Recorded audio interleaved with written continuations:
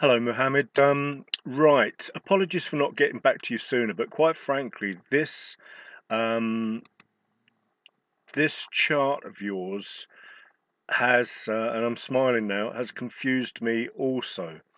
And I suppose what I should say at this point is always look for the easiest looking trades, and always remember what we're looking for are strong reversals. So, and also being an H1 chart, I rarely actually trade H1s unless, we're trading an H1 three candle reversal right off of what we can clearly see here is a support area, a buy zone. So, um, and as you can see, so let's get to the nuts and bolts of this. The reversal is the most powerful part of your potential trade. They don't happen that often. Look, no confirmation here, no three candle confirmation here really either, nothing here either, and then finally we get a trend, a low, a high, a higher low, a higher high. We can clearly see that on the line charts, but once again, no three candle reversal until about here. So what I would normally be looking for at this point here is how can I trade this following my rules? And that would be quite simply just drop down to the lower time frame, or in this instance, I can see from this without looking at the chart that you would have had a line chart break. That would have been the line chart high. This is the line chart close, which is what we mentioned also being a a new type of three candle reversal really. As long as a line chart is closed through with a bar, that's the pullback. We can clearly see that. Easy to say in hindsight, but there's the trade. But let's have a look at the actual chart. Um, That's what I'm talking about there. Low, high, high, low, high, high. There's the line, there's the break, there's the pullback, there's the continuation. So with regards your actual line, your blue line through here, and not being sure of that, I wouldn't be sure of that either. I'm a scalper. I'm, like you probably, I mean, I'm in awe of Simon and people like that take these trades to their conclusion. We used to have losing Pip Phil, although he's not about these days. I don't think he would target where this clear um, supply was, knowing it's going to get through these areas.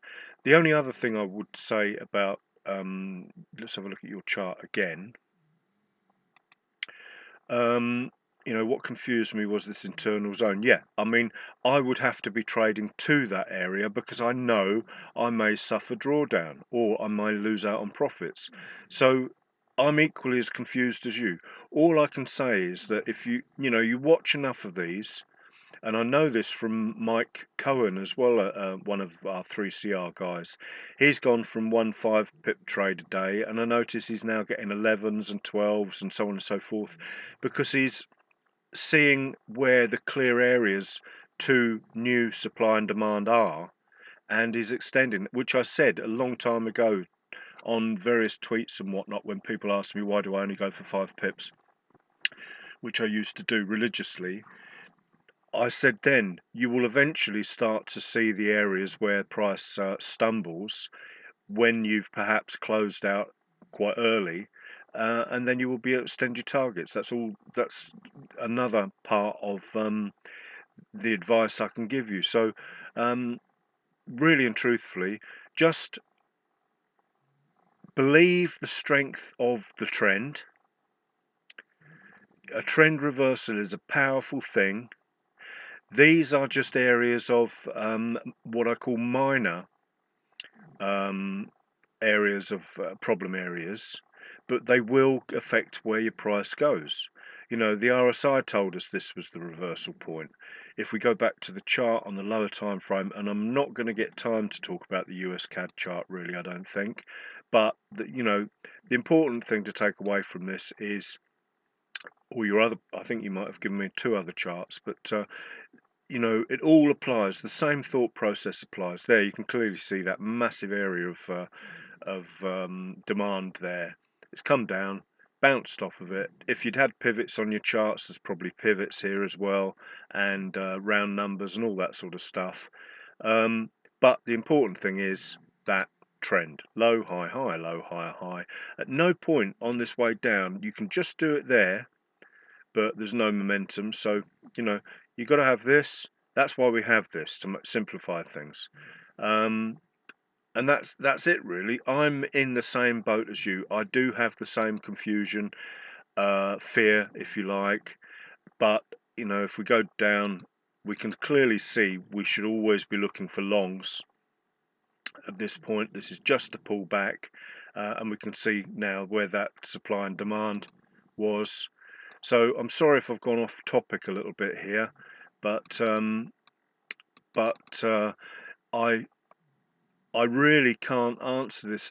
The only other thing that occurred to me, and I sort of entered into a video about it back, you know, for you, was that in normal circumstances, what I used to do was look at the higher time frames and study the H4 levels and have those as clear levels of problem areas. You know, over and above the H1. So you've got your H1 reversal, which unfortunately didn't happen until here. So let's draw a few levels on here. That's the H1 3CR. H4 levels that create lower lows, not that inside bar, but that one there, would be, and we've got the reversal level hiding here as well.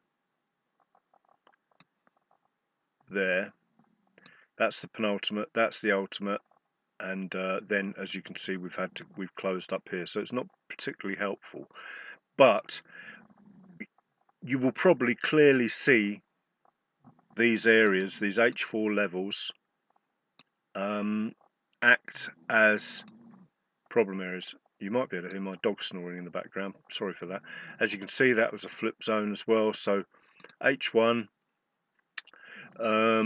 yeah, I mean, now we've got a clear picture of what has to happen. We knew we had to have break the H4 level to go on further. So, you know, it stands to reason that that level will cause us a problem, but once we break it with the lower time frames again, we will start to see them used. Excuse me. So, take away from this, use the lower time frames to get earlier entries. Providing, you know, when we saw that H4 level, that very low one, that should have given us an indication of where price was going up to the next H4 level, H4 reversal, H4 tests, and so on and so forth. And then clearly the trend as well. M15 is even clearer. Low, high, high, low, high, high, pullback, test, continuation. These areas, they will be areas that cause problems with price, and as such, either you find what they talk about on Wicks Don't Lie, clean candles.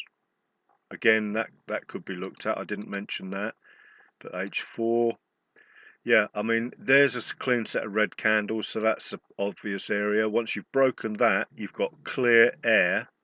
So we've got yet another way of looking at your charts. That whole area from there to there, which is what? 16 pips, 15 net spread, I expect.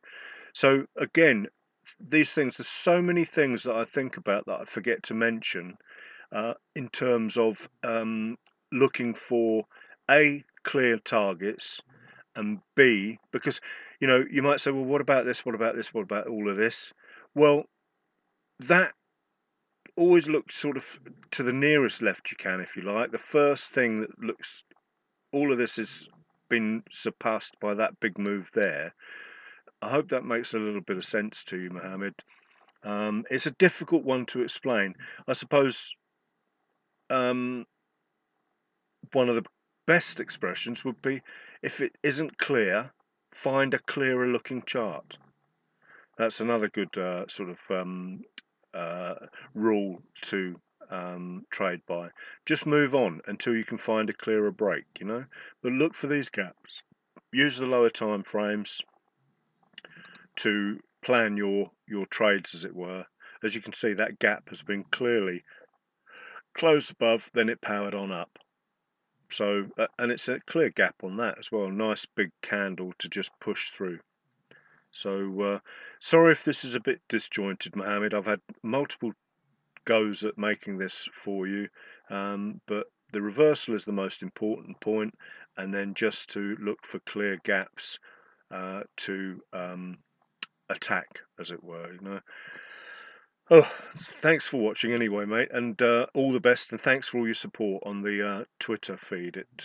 Your input is really appreciated. Your charts look great, and I think you just can't rush this stuff, really. You know, that's all there is to it. Take care now, and thanks again.